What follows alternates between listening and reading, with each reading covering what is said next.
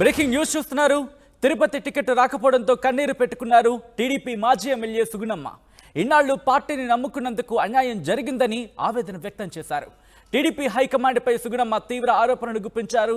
రాత్రికి రాత్రి పార్టీ మారిన వారికి టికెట్లు ఇస్తున్నారంటూ కూడా ఆవేదన వ్యక్తం చేశారు. ఒకసారి ఆ భావోద్వేగానికి లోనైన విజువల్స్ మీరు చూస్తున్నారు ఆర్టీవీ స్క్రీన్ మీద. కూటమి పేరుతో వైసీపీ నుంచి వచ్చిన వారికి టికెట్లు ఇస్తున్నారంటూ కూడా బోరున విలపించారు. ఆ విజువల్స్ మీరు చూస్తున్నారు. తిరుపతిలో వైసీపీ గెలుపు ఖాయమని చెప్పి సుగుణమ్మ చెప్పుకొచ్చారు. పార్టీని నమ్ముకున్న క్యాడర్కు ఏం సమాధానం చెప్పాలి అంటూ కూడా ప్రశ్నను సంధించారు. వైసీపీ నుంచి జనసేనకు వచ్చిన ఆరణి శ్రీనివాస్కు తిరుపతి టికెట్ ఇవ్వడంపై సుగుణమ్మ తీవ్ర అసంతృప్తిని వ్యక్తం చేస్తున్నారు. ఒక్కసారి సుగుణమ్మ ఏమన్నారో చూద్దాం. తారుమార్లు జరుగుతాయి, అలాంటి తారుమారుకి నేను బలైపోయాను.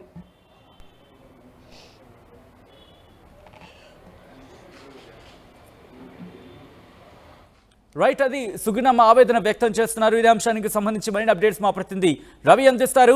Over to you Ravi. ప్రత్యేక గుర్తింపు ఉన్నటువంటి అసెంబ్లీ నియోజకవర్గం తిరుపతి.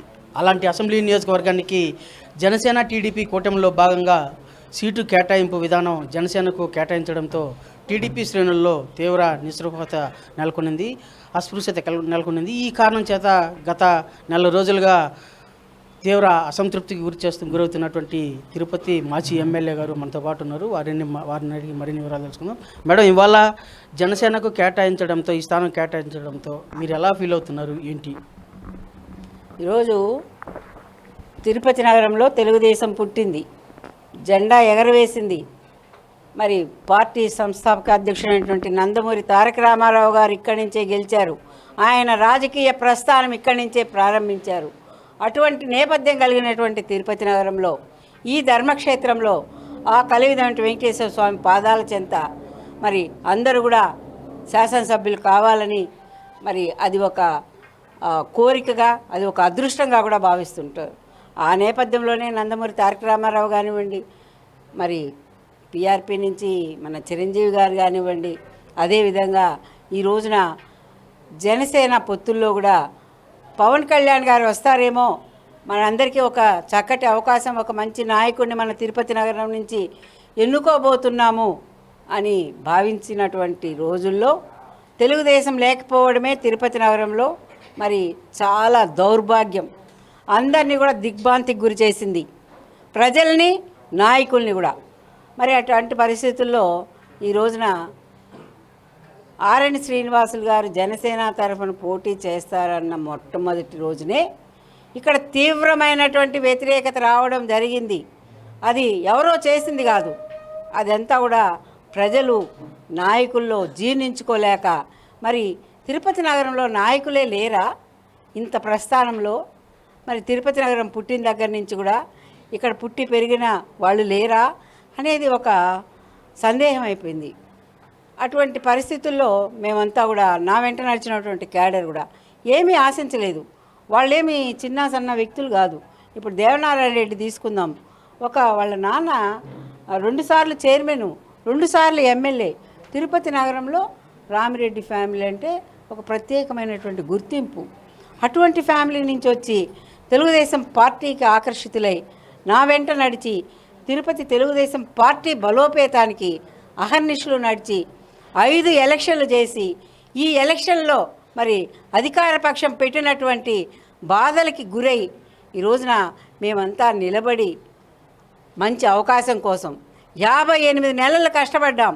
ఇంకొక 50 రోజుల్లో మనకు మంచి రోజులు వస్తాయి, మనకు సుపరిపాలన అందిస్తారు, మనమందరం కూడా సుఖంగా ఉందాము, సంతోషంగా ఉందామన్న తరుణంలో మరి నోటికాడ అన్నం తీసేసినట్టుగా, వాళ్ళకి బంగారు పళ్ళెంలో పెట్టినట్టుగా ఉంది ఈ రోజున ఈనాటి పరిస్థితులు తిరుపతి నగరంలో చూస్తుంటే.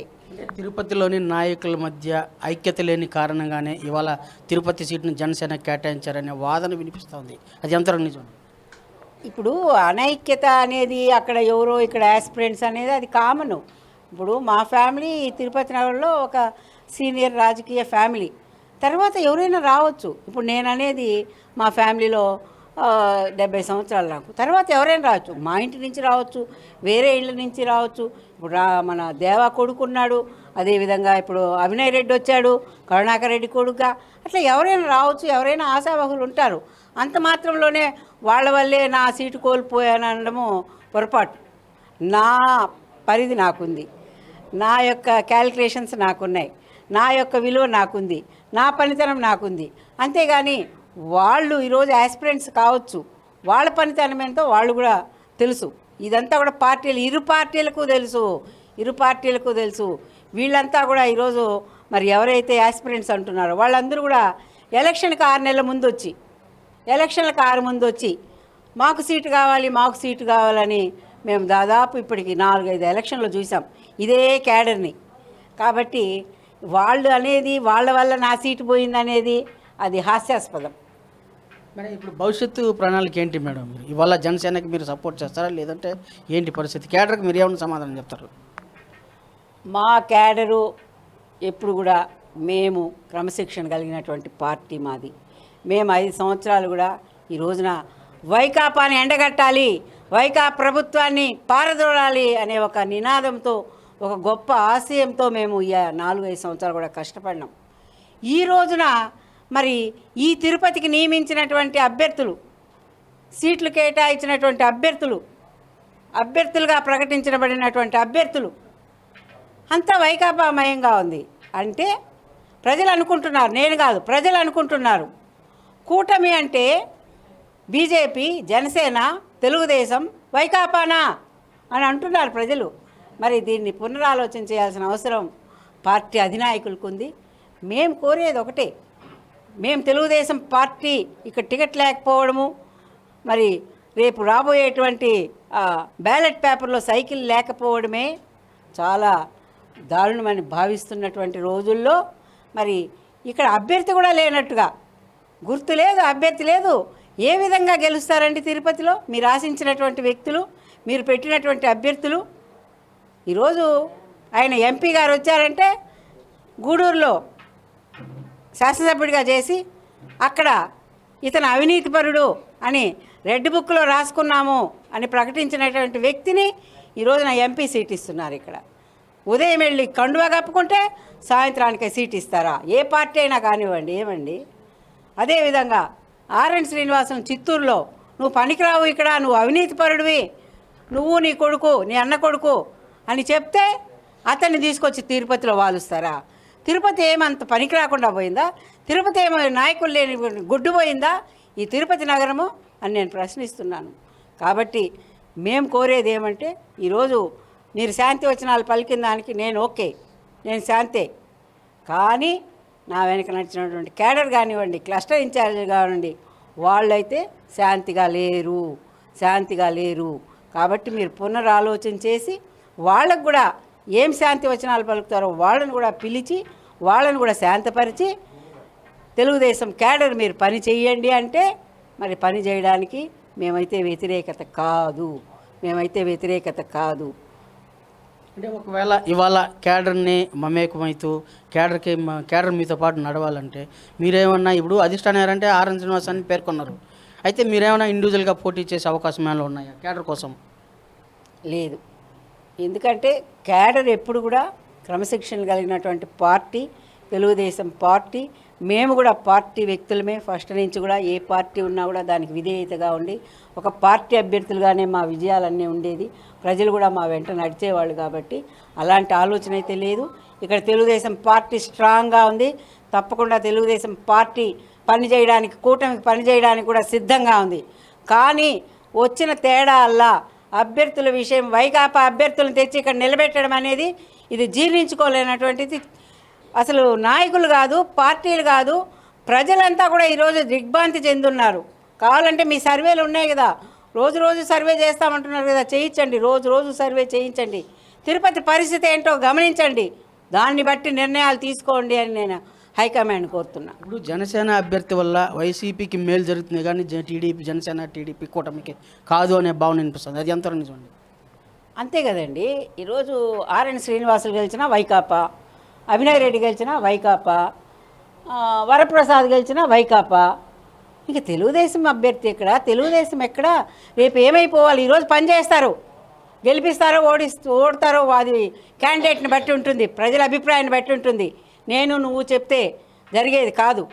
మరి అటువంటి పరిస్థితుల్లో మరి అదే ప్రజలంతా అనుకుంటున్నారు. తిరుపతి నగరంలో అయితే అనుకుంటున్నారు, అన్ని చోట్ల అనుకుంటున్నారో లేదో నాకు తెలియదు. కానీ ఇక్కడ ఈ కూటమిలో వైకాపా కూడా కలిసిందా, వైకాపాను కూడా కలుపుకున్నారా అనే తిరుపతి నగర ప్రాశస్త్యాన్ని, తిరుపతి నగర పరపతిని పోగొట్టేశారనేది సత్యం.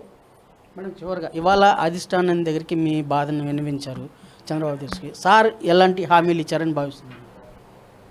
అంటే క్యాడర్ని కలుపుకొని పోయే దాంట్లో మాకంతా కూడా ఇంకా 2-3 డేస్లో మళ్ళీ ఒక వర్క్షాప్ నిర్వహిస్తారు.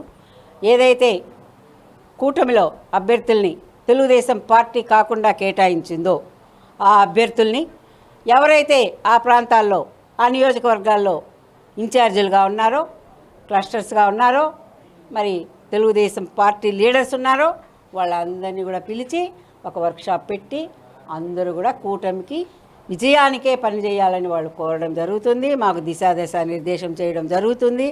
ఆ విధంగా మేము పోవడానికి కూడా రెడీగా ఉన్నాము. కానీ అనేది అభ్యర్థి విషయంలో అనేది చిక్కుముడి ఉంది.